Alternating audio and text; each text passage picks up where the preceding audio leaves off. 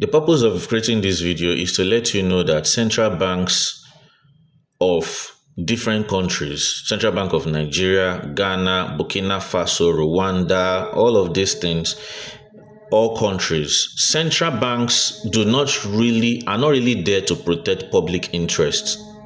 I repeat, central banks are not really there to protect public interests.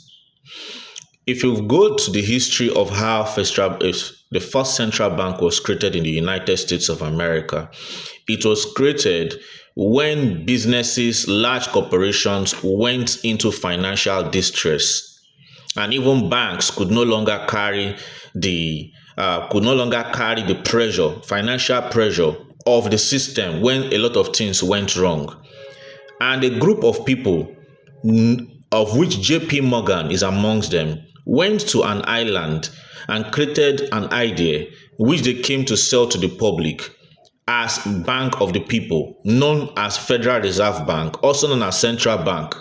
So what we have to is that anytime the large corporations begin to go into wrong business practices, maybe over lending and take a lot of poor risk management, and then they are facing bankruptcy, who they run to is the Federal Reserve, which is a central bank. And many of these institutions, which include financial and non-financial institutions, are so big that if they go down, the ripple effect will have a very great impact on the economy and the well-being of the people. Millions of jobs will be lost, direct and indirect jobs.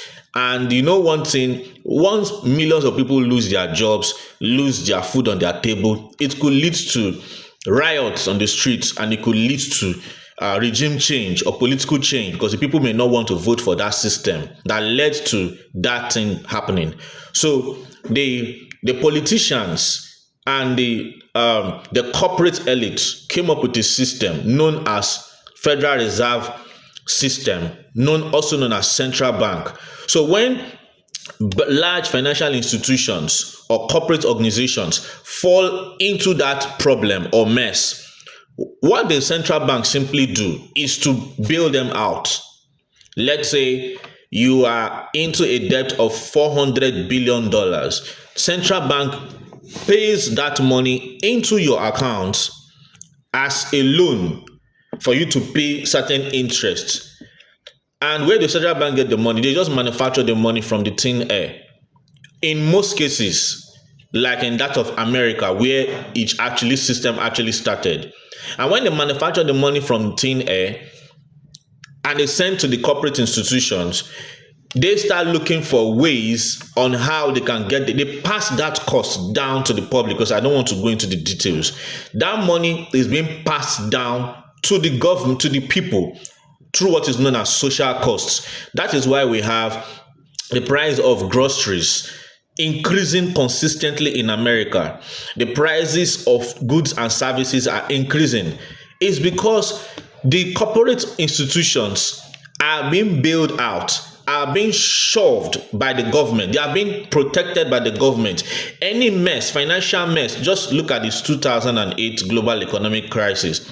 All the bailouts, all the companies that were bailed out, where do you think the money comes from? They eventually pass the cost down to the people. So when you are buying something for $1 before, and you see it is $1.50 or $2, you know that a certain cost somewhere have been distributed amongst the people. So eventually, the people pay for the cost of the financial recklessness or poor risk management practices of large financial institutions and large corporations. And of course, you know, the politicians will also have interest when that thing happens. So that is why central banks are created. Central banks are being presented that they protect public interest, but in real sense, they protect capital. And the capital we're talking about is not your capital. It is the capital of the few people in the system that control majority of the economic liquidity. That is why you will see, even if inflation is happening and people at the bottom of the pyramid are crying, the elites at the top get richer. A good example is during the COVID-19 period, where companies made more money when government printed money, but the people became poorer.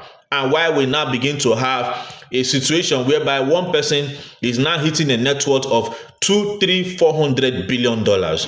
I believe you now understand. So in a system, always look for a way on how to beat the system. Never believe that system, because the system is not actually created for people at the bottom. It's created for people at the top. So strive for a way to beat the system and be at the top. I believe you understand this point. Thank you and have a great day.